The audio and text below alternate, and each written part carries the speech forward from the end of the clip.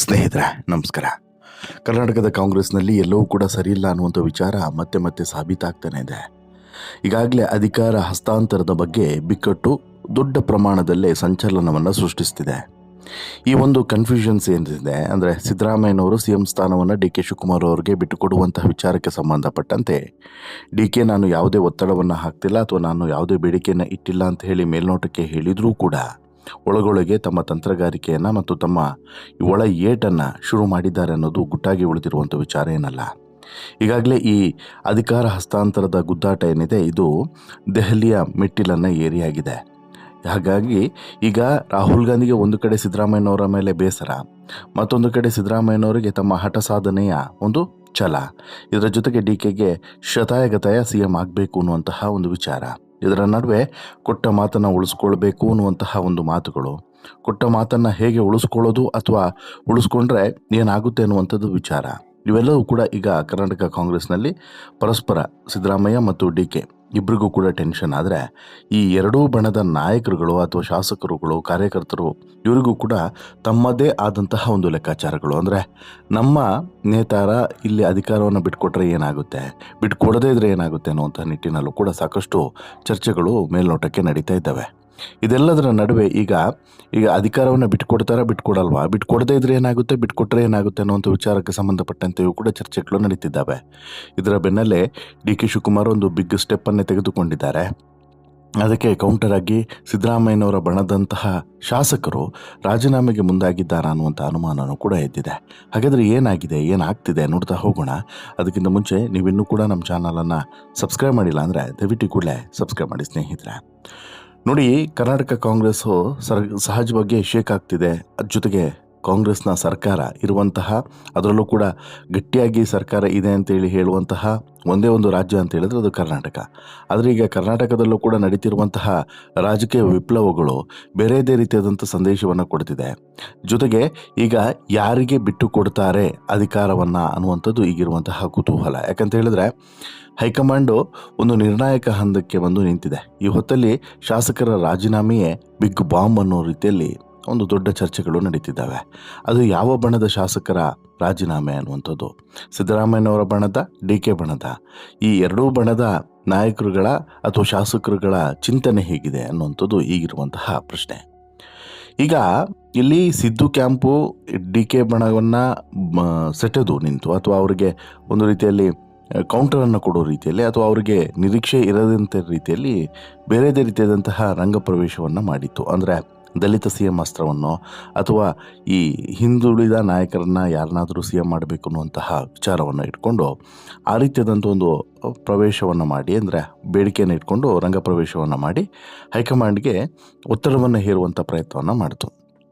ಆದರೆ D K ಬಣ ಹಾಗಲ್ಲ. ಡಿ ಕೆ ಬಣ ಏನೇ ಇದ್ರೂ ಕೂಡ ನೇರವಾಗಿ ಮತ್ತು ಎಲ್ಲಿ ಕೊಡಬೇಕು ಅಲ್ಲೇ ಕೊಡಬೇಕು ಅನ್ನುವಂಥ ರೀತಿಯಲ್ಲೇ ಮಾಡಿದಂತಹ ಒಂದು ತಂತ್ರಗಾರಿಕೆಯ ಪರಿಣಾಮ ಇವತ್ತು ಕಾಂಗ್ರೆಸ್ನ ಬಣಬಡಿದಾಟ ಬೀದಿಗೆ ಬಂದು ನಿಂತಿದೆ ಅಂತಲೇ ಹೇಳ್ಬೋದು. ಕ್ಲೈಮ್ಯಾಕ್ಸ್ ಹಂತಕ್ಕೂ ಕೂಡ ಹೋಗಿದೆ, ಅದರಲ್ಲೇನೂ ಕೂಡ ಡೌಟ್ ಇಲ್ಲ. ಆದರೆ ಸರ್ಕಾರದ ಬುಡವನ್ನೇ ಅಲುಗಾಡಿಸುವಂಥ ಒಂದು ಸುದ್ದಿ ಈಗ ಸಿದ್ದರಾಮಯ್ಯನವರು ತಗೊಳ್ಳುತ್ತಿದ್ದಾರೆ, ಬಿಗ್ ಸ್ಟೆಪ್ಪನ್ನೇ ಸಿದ್ದರಾಮಯ್ಯ ಇಡ್ತಿದ್ದಾರೆ ಅನ್ನುವಂಥದ್ದು ಈಗ ಅತ್ಯಾಪ್ತರ ಮೂಲಕ ಬರ್ತಿರುವಂಥ ಸುದ್ದಿ. ಹೌದು, ತುಂಬ ಕಾನ್ಫಿಡೆಂಟಾಗಿ ಸಿದ್ದರಾಮಯ್ಯ ಈ ವಿಚಾರವನ್ನು ಹೇಳ್ತಿದ್ದಾರೆ. ಜೊತೆಗೆ ಅವರ ಮಗ ಯತೀಂದ್ರನವರು ಕೂಡ ಅತಿ ದೊಡ್ಡ ಸಂದೇಶವನ್ನು ರವಾನಿಸಿದ್ದಾರೆ ಅನ್ನೋದು ಈಗ ಈ ರಾಜಕೀಯ ವಲಯದಲ್ಲಿ ಚರ್ಚೆ ಆಗ್ತಿರುವಂಥದ್ದು. ಹೌದು, ನಾಲ್ಕು ಗೋಡೆಯ ಮಧ್ಯೆ ಏನಾಗ್ತಿದೆ ಅನ್ನುವಂಥದ್ದು ಯಾರಿಗೂ ಕೂಡ ಗೊತ್ತಾಗೋದಿಲ್ಲ. ಆದರೆ ಸಿದ್ದರಾಮಯ್ಯನವರು ನಾಲ್ಕು ಗೋಡೆಯ ಮಧ್ಯೆ ಏನು ನಿರ್ಧಾರವನ್ನು ತೆಗೆದುಕೊಳ್ಳುತ್ತಿದ್ದಾರೆ ಅನ್ನುವಂಥದ್ದು ನಿಧಾನಕ್ಕೆ ಹೊರಗಡೆ ಬರ್ತಿರುವಂಥದ್ದು ಅಥವಾ ಸಂದೇಶದ ರೂಪದಲ್ಲಿ ಹೈಕಮಾಂಡನ್ನು ತಲುಪ್ತಾ ಇದೆ ಅನ್ನೋದು ಗೊತ್ತಾಗ್ತಿದೆ. ಯತೀಂದ್ರ ಸಿದ್ದರಾಮಯ್ಯನವರು ಬಹಳ ಆಕ್ರೋಶಭರಿತವಾಗಿ ಹೈಕಮಾಂಡ್ ಏನೋ ಮಾಡುತ್ತೆ ನೋಡ್ಕೊಳ್ಳೋಣ ಅನ್ನೋದು ಒಂದು ಕಡೆ ಹೇಳಿದರೆ, ಮತ್ತೊಂದು ಕಡೆ ಯತೀಂದ್ರ ಸಿದ್ದರಾಮಯ್ಯನವರು ಹಾಕುವಂತಹ ಒಂದು ದೊಡ್ಡ ಸ್ಕೆಚ್ ಏನಿದೆ ಇದು ಸಿದ್ದರಾಮಯ್ಯನವರ ಕುರ್ಚಿಯನ್ನು ಸೇಫ್ ಮಾಡುತ್ತಾ ಅಥವಾ ಕಾಂಗ್ರೆಸ್ನ ಇಡೀ ಸರ್ಕಾರವನ್ನೇ ಶೇಕ್ ಮಾಡುತ್ತಾ ಅನ್ನುವಂಥದ್ದು ಈಗಿರುವಂತಹ ಪ್ರಶ್ನೆ. ಯಾಕಂತ ಹೇಳಿದ್ರೆ ಬೆಳ್ಳಂಬೆಳಗ್ಗೆ ಎಲ್ಲ ಶಾಸಕರು ಸಚಿವರ ಜೊತೆಗೆ ಸೇರಿಕೊಂಡು ಒಂದು ಸಭೆಯನ್ನು ಮಾಡಿದರು ನಿನ್ನೆ. ಆ ಸಭೆ ಇದೆಯಲ್ಲ ಅದು ತುಂಬ ಇಂಪಾರ್ಟೆಂಟ್ ಆದಂತಹ ಸಭೆ. ಹಿಂದುಳಿದಂತಹ ಮತ್ತು ದಲಿತ ವರ್ಗದ ಮಿನಿಸ್ಟರ್ಸು, ಅಹಿಂದ ಮಿನಿಸ್ಟರ್ಸ್ ಎಲ್ಲರೂ ಕೂಡ ಸೇರಿಕೊಂಡು ಒಂದು ಸಭೆಯನ್ನು ಮಾಡ್ತಾರೆ. ಅಲ್ಲಿದ್ದಂಥವರು ಬಹುತೇಕರು ಸಿದ್ದರಾಮಯ್ಯನವರ ಅತ್ಯಾಪ್ತರೆ. ಅಲ್ಲಿ ಯಾರೆಲ್ಲ ಇದ್ರೋ ಅವರೆಲ್ಲರೂ ಕೂಡ ಸಿದ್ದರಾಮಯ್ಯನವರ ಅತ್ಯಾಪ್ತರು ಅನ್ನುವಂಥದ್ದನ್ನು ಗಮನಿಸಬೇಕು. ಅವರ ಬಹುತೇಕ ಡಿಮ್ಯಾಂಡ್ ಏನು ಅಂತ ಹೇಳಿದ್ರೆ, ನಮ್ಮ ನಿರ್ಧಾರ ಒಂದು ಅಂತಿಮವಾಗಿ ಇರಬೇಕು ಅನ್ನೋ ಥರ ಇತ್ತು. ಸಿದ್ದು ಆಪ್ತರು ಏನು ಹೇಳ್ತಾರೆ ಅಂತ ಹೇಳಿದ್ರೆ, ಸರ್ ಈಗ ಏನಾದರೂ ಒಂದು ಅಂತಿಮವಾದಂಥ ನಿರ್ಧಾರವನ್ನು ತೆಗೆದುಕೊಂಡು ಬಿಡೋಣ. ಈಗ ಒಂದು ಅಧಿಕಾರವನ್ನು ಬಿಟ್ಕೊಡ್ಬೇಕು, ಇಲ್ಲ ಅಧಿಕಾರವನ್ನು ಬಿಟ್ಕೊಡಲ್ಲ, ಇಂಥದ್ದೊಂದು ನಿರ್ಧಾರವನ್ನು ತೆಗೆದುಕೊಳ್ಬೇಕು ನಾವು ಅನ್ನುವಂತಹ ಒತ್ತಡವನ್ನು ಹಾಕ್ತಾರೆ. ಆಗ ಸಿದ್ದರಾಮಯ್ಯನವರು ಯಾವ ಕಾರಣಕ್ಕೂ ಕೂಡ ಕುರ್ಚಿಯನ್ನು ಸಡಿಲಿಸಬಾರ್ದು ಅನ್ನುವಂಥದ್ದು ಇವರ ಒತ್ತಾಸೆ ಆಗಿರುತ್ತದೆ ಸಹಜವಾಗಿ. ಯಾಕಂತ ಹೇಳಿದ್ರೆ DKಗೆ ಅಧಿಕಾರವನ್ನು ಬಿಟ್ಕೊಡುವಂಥದ್ದು ಇವರಿಗಿಷ್ಟ ಇಲ್ಲ. ಹೈಕಮಾಂಡು ಸಿದ್ದರಾಮಯ್ಯನವರ ಕುರ್ಚಿಯನ್ನು ಟಚ್ ಮಾಡಲಿಕ್ಕೆ ಬರಬಾರ್ದು. ಆ ರೀತಿಯಾದಂಥ ಒಂದು ಸ್ಟೆಪ್ಪನ್ನು ನಾವು ತೆಗೆದುಕೊಳ್ಬೇಕು. ನಾವು ನೂರಾರು ಶಾಸಕರನ್ನು ಕರ್ಕೊಂಡು ಡೆಲ್ಲಿಗೆ ಹೋಗಿ ಶಕ್ತಿ ಪ್ರದರ್ಶನವನ್ನು ಮಾಡ್ತೀವಿ. ಜೊತೆಗೆ ನಾವು ಮಾಡ್ದಂಗೆ DK ಮಾಡ್ತಾರಾ ಅದನ್ನು ನೋಡೇ ಬಿಡೋಣ ಅನ್ನೋ ತನಕ ಓಪನ್ ಚಾಲೆಂಜ್ ಆಗ್ತಿದೆ ಅನ್ನುವಂಥದ್ದು ಈಗ ಗೊತ್ತಾಗ್ತಿರುವಂಥ ವಿಚಾರ. ಸಿದ್ದು ಬಣದ ಈ ಓಪನ್ ಚಾಲೆಂಜ್ ಏನಿದೆ, ಇದು ಸಹಜವಾಗಿ DK ಬಣಕ್ಕೆ ಒಂದು ರೀತಿಯಲ್ಲಿ ದೊಡ್ಡ ಅಸ್ತ್ರವಾಗಿ ಸಿಕ್ಕಿದೆ. ಅಥವಾ ಇದಕ್ಕೆ ಹೇಗೆ ಕೌಂಟ್ರ್ ಕೊಡೋದು ಅನ್ನುವಂಥದ್ದು ಈಗ DK ಬಣಕ್ಕಿರುವಂತಹ ಆತಂಕ. ಒಂದು ಕಡೆಯಿಂದ ಒಕ್ಕಲಿಗ ಸಮುದಾಯದ ನಾಯಕರುಗಳು, ಸ್ವಾಮೀಜಿಗಳು ಎಲ್ಲರೂ ಕೂಡ ಅಖಾಡಕ್ಕೆ ಇಳಿದಿರುವಂಥದ್ದು. ಮತ್ತೊಂದು ಕಡೆಯಿಂದ ಈ ಕಡೆಯಿಂದ ಹಿಂದುಳಿದ ವರ್ಗ ಮತ್ತು ಕುರುಬ ಸಮುದಾಯದ ಸ್ವಾಮೀಜಿಗಳು ಮತ್ತು ನಾಯಕರುಗಳು ಮತ್ತು ಈ ಎಲ್ಲ ಪೀಠಗಳ ಸ್ವಾಮೀಜಿಗಳು ಸಿದ್ದು ಪರವಾಗಿ ನಿಂತಿರುವಂಥದ್ದು. ಇದು ಒಂದು ರೀತಿಯಲ್ಲಿ ಸ್ವಾಮೀಜಿಗಳ ರಾಜಕೀಯ ಹಣಾಹಣಿ ಎನ್ನುವಂಥದ್ದು ಮೇಲ್ನೋಟಕ್ಕೆ ಸ್ಪಷ್ಟವಾಗಿ ಗೊತ್ತಾಗ್ತಿದೆ. ಇಲ್ಲಿ ಸಮುದಾಯದ ಪ್ರತಿಷ್ಠೆಯನ್ನು ಹಿಡಿದುಕೊಂಡು ಅಖಾಡಕ್ಕೆ ಇವರೆಲ್ಲರೂ ಕೂಡ ಧುಮುಕಿದ್ದಾರೆ ಅನ್ನೋದು ಗುಟ್ಟಾಗಿ ಉಳಿದಿರುವಂಥ ವಿಚಾರ ಅಲ್ಲ. ಸಿದ್ದರಾಮಯ್ಯನವರನ್ನ ಕೆಳಗಿಳಿಸಿದ್ರೆ ಸರ್ಕಾರವೇ ಶೇಕ್ ಆಗುತ್ತೆ ಅನ್ನುವಂತಹ ಮಟ್ಟಿಗೆ ಸಿದ್ದು ಕ್ಯಾಂಪು ಕೊಡ್ತಿರುವಂಥ ಸಂದೇಶ, ಜೊತೆಗೆ ರಾಜಣ್ಣನವರು ಕೊಟ್ಟಂತಹ ಸ್ಟ್ರಾಂಗ್ ಸಂದೇಶ, ಇವೆಲ್ಲವೂ ಕೂಡ ಬಹುಶಃ DKಗೆ ಈಗ ಆತಂಕವನ್ನು ಹೆಚ್ಚಿಸಿದೆ. ಜಮೀರ್ ಅಹ್ಮದ್ ಅವರು ಕೂಡ ಇದೇ ವಿಚಾರವನ್ನು ಹೇಳಿದ್ದಾರೆ. 5 ವರ್ಷ ಸಿದ್ದು ಅವರೇ CM, ಅವರನ್ನು ಮುಟ್ಟಿದ್ರೆ ಕತೆ ಬೇರೆದೇ ಆಗ್ತದೆ ಅನ್ನುವಂಥ ಸಂದೇಶವನ್ನು ಕೊಟ್ಟಿದ್ದಾರೆ. ಇನ್ನು ನಿಜವಾಗ್ಲೂ ಕೂಡ ಸೋನಿಯಾ ಗಾಂಧಿ ಅವರು ಈಗ ಸಿದ್ದುವನ್ನು ಮತ್ತು ಸಿದ್ದು ಪರ ಇರುವಂತಹ ಶಾಸಕರು ಅಥವಾ ಸಚಿವರನ್ನು ಕೂರಿಸ್ಕೊಂಡು ಏನು ಮಾತನಾಡ್ತಾರೆ ಅದೇ ಫೈನಲ್. ಯಾಕಂತ ಹೇಳಿದ್ರೆ ಈಗ ಒಂದಂತೂ ಕನ್ಫರ್ಮ್ ಆಗಿ ಆಗುತ್ತೆ, ಒಂದು ಫಾರ್ಮುಲಾ ರೆಡಿಯಾಗಿದೆ ಇಲ್ಲಿ ದೆಹಲಿಯಲ್ಲಿ. ಆ ಫಾರ್ಮುಲಾದ ಪ್ರಕಾರನೇ ಅಧಿಕಾರ ಹಂಚಿಕೆ ಅಥವಾ ಅಧಿಕಾರವನ್ನು ಬಿಟ್ಕೊಡ್ಬೇಕೋ ಅಥವಾ ಅಧಿಕಾರನ ಮುಂದುವರಿಸ್ಬೇಕೋ ಇದು ಫೈನಲ್ ಆಗ್ತದೆ. ಯಾಕಂದರೆ ರಾಹುಲ್ ಆಗಿರ್ಬೋದು, ಸೋನಿಯಾ ಆಗಿರ್ಬೋದು, ಯಾರೇ ಆದರೂ ಕೂಡ ಒಂದು ನಿರ್ಧಾರವನ್ನು ತೆಗೆದುಕೊಂಡು ಆ ನಿರ್ಧಾರವನ್ನು DK ಎದುರುಗಡೆ ಮತ್ತು ಸಿದ್ದು ಎದುರುಗಡೆ ಇಡ್ತಾರೆ. ಆಗ ಏನಾಗುತ್ತೆ, ಒಂದು ಸ್ಪಷ್ಟವಾದಂತಹ ಸೂಚನೆಯನ್ನು ಕೊಟ್ಬಿಟ್ಟಿದ್ದಾರೆ. ಇಲ್ಲ ಅದಕ್ಕೆ ಎದುರುತ್ತರ ಮಾತನಾಡಿದರು, ಹಾಗಾಗೋದಿಲ್ಲ ಅಂತೇಳಿ ಏನಾದರೂ ಹಠ ಹಿಡಿದ್ರು ಅಂತ ಹೇಳಿದ್ರೆ ಆಗ ಒಂದು ಹಂತದ ಕನ್ವಿನ್ಸನ್ನು ಮಾಡ್ಬೋದು. ಅದನ್ನು ಮೀರಿದರೆ ನಿಮ್ಮ ದಾರಿ ನೀವು ನೋಡ್ಕೊಳ್ಳಿ ಅಂತಲೂ ಕೂಡ ಹೇಳ್ಬೋದು. ಯಾಕಂತ ಹೇಳಿದ್ರೆ ಕಾಂಗ್ರೆಸ್ ಈಗ ಒಂಥರ ಈ ನೀರಿನ ಮೇಲಿನ ಗುಳ್ಳೆ ಥರ ಆಗೋಗಿದೆ. ಎಲ್ಲ ಕಡೆನೂ ಕೂಡ ಹೆಚ್ಚೇನು ರಿಸ್ಕನ್ನು ತೆಗೆದುಕೊಳ್ಳೋದಕ್ಕೆ ಸಿದ್ಧವಿಲ್ಲ. ಹೋದರೆ ಒಡೆದು ಹೋಗಲಿ, ಇದ್ದರೆ ಇರಲಿ ಅನ್ನೋ ರೀತಿಯಲ್ಲಿ ಬಂದಿದೆ ಅನ್ನೋದು ಸ್ಪಷ್ಟವಾಗಿ ಗೊತ್ತಾಗ್ತಿದೆ. ಈಗಾಗಲೇ ರಾಹುಲ್ ಗಾಂಧಿ ಮತ್ತು ಸೋನಿಯಾ ಗಾಂಧಿ ತುರ್ತಾಗಿ ಡೆಲ್ಲಿಗೆ ಬನ್ನಿ ಅಂತ ಹೇಳ್ಬಿಟ್ಟು ಇಬ್ರಿಗೂ ಕೂಡ, ಯಾರಿಗೆ DKಗೆ ಮತ್ತು ಸಿದ್ದುಗೆ ಇಬ್ರಿಗೂ ಕೂಡ ಒಂದು ಬುಲಾವನ್ನು ಕೊಡಬಹುದು. ಈ ಸಂದೇಶವನ್ನು ಖರ್ಗೆ ಅವರು ಕೂಡ ಮೊನ್ನೆ ಹೇಳಿದರು, ಕರೆಸ್ಕೊಂಡು ಮಾತನಾಡ್ತಾರೆ, ಹೈಕಮಾಂಡೇ ತೀರ್ಮಾನವನ್ನು ಮಾಡುತ್ತೆ ಅನ್ನೋಂಥ ವಿಚಾರವನ್ನು ಹೇಳಿದರು. ಬಟ್ ಒಂದು ಪ್ರಶ್ನೆ ಏನಂತ ಹೇಳಿದ್ರೆ, ಇಲ್ಲಿ AICC ಅಧ್ಯಕ್ಷರಾಗಿರುವಂಥ ಖರ್ಗೆ ಅವರು ಹೈಕಮಾಂಡ್ ಅಂತೇಳಿ ಹೇಳಿದ ಮೇಲೆ ಹಾಗಾದರೆ ಖರ್ಗೆ ಕೈಯಲ್ಲಿ ಏನೂ ಇಲ್ಲ ಅನ್ನೋದು ಕ್ಲಿಯರ್ ಆಗ್ತದೆ. ಆಮೇಲೆ ಖರ್ಗೆ ಏನು ನಿರ್ಧಾರವನ್ನು ತೆಗೆದುಕೊಂಡ್ರೂ ಕೂಡ ಅದು ಉಲ್ಟಾ ಆಗಬಹುದು ಅನ್ನೋಂಥದ್ದು ಬಹುಶಃ ಖರ್ಗೆ ಲೆಕ್ಕಾಚಾರ ಇರ್ಬೋದು. ಇನ್ನು ಸೋನಿಯಾ ಅವರ ಎದುರುಗಡೆ ಹೋಗಿ ಸಿದ್ದರಾಮಯ್ಯ ನಿಲ್ತಾರ ಅನ್ನುವಂಥದ್ದು ಈಗಿರುವಂಥ ಪ್ರಶ್ನೆ. ನಿಲ್ಲದೆ ಏನೂ ಕೂಡ ಅವ್ರಿಗೇನು ಭಯ ಇಲ್ಲ, ಆತಂಕ ಇಲ್ಲ, ಇನ್ನೊಂದಿಲ್ಲ ಮತ್ತೊಂದಿಲ್ಲ.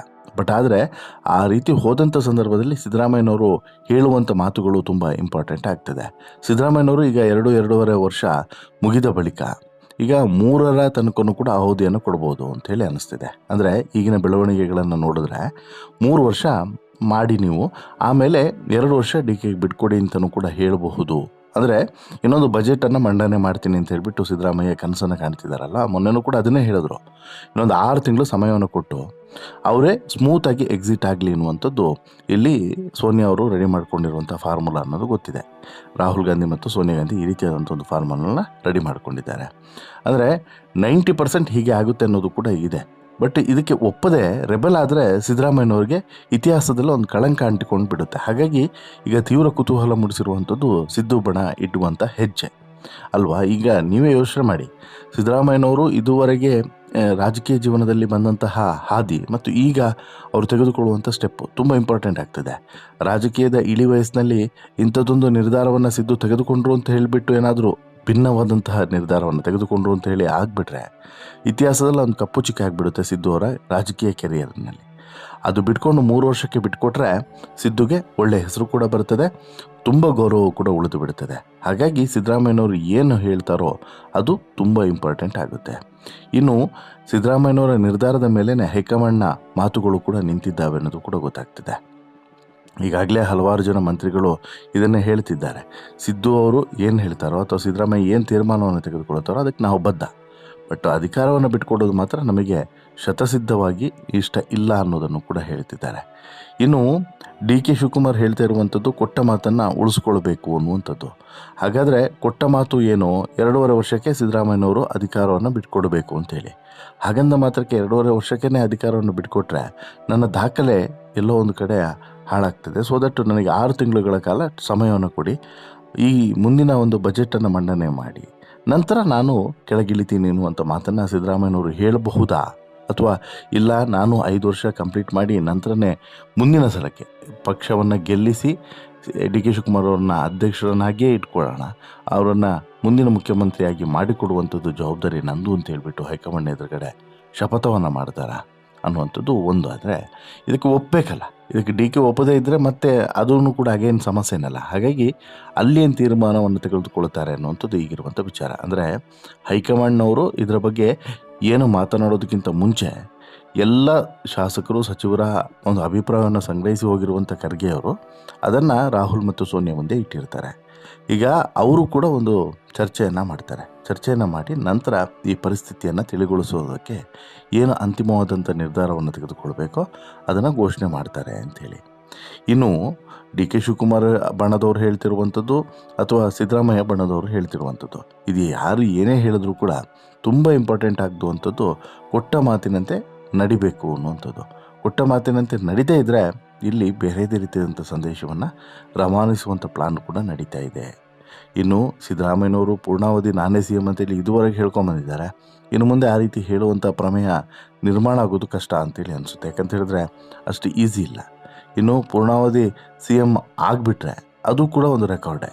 ಅದಕ್ಕೆ ಈಗ ಸದ್ಯದ ಪರಿಸ್ಥಿತಿ ಏನಿದೆ ಅಥವಾ ಇವತ್ತಿನ ಪರಿಸ್ಥಿತಿ ಏನಿದೆ ಅಥವಾ ಇವತ್ತಿನ ಈ ರಾಜಕೀಯ ಸ್ಥಿತಿಗತಿಗಳು ಏನಿದೆ ಇವೆಲ್ಲವನ್ನು ಕೂಡ ನೋಡಿದ್ರೆ ಬಹುಶಃ ಸಿದ್ದರಾಮಯ್ಯನವರು ಇನ್ನು 6 ತಿಂಗಳುಗಳ ಕಾಲ ಅಧಿಕಾರವನ್ನು ನಡೆಸಿ ಬಿಟ್ಕೊಡುವಂಥ ಸಾಧ್ಯತೆ ಸ್ಪಷ್ಟವಾಗಿ ಕಾಣಿಸ್ತಿದೆ.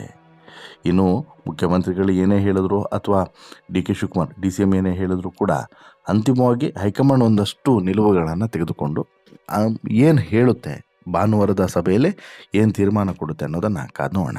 ನಿಮಗೇನು ಅನಿಸುತ್ತೆ ಸ್ನೇಹಿತರೆ, ಸಿದ್ದರಾಮಯ್ಯನವರ ಈ ನಿಲುವು, ಡಿ ಕೆ ಅವರ ಆ ನಿಲುವು, ಇದ್ರ ಬಗ್ಗೆ ನಿಮ್ಮ ಅಭಿಪ್ರಾಯ ಏನು? ದಯವಿಟ್ಟು ನಿಮ್ಮ ಅಭಿಪ್ರಾಯನ ಕಮೆಂಟ್ ಮಾಡಿ ತಿಳಿಸಿ. ಜೊತೆಗೆ ಇಷ್ಟ ಆಯಿತು ಅಂತ ಹೇಳಿದ್ರೆ ಲೈಕ್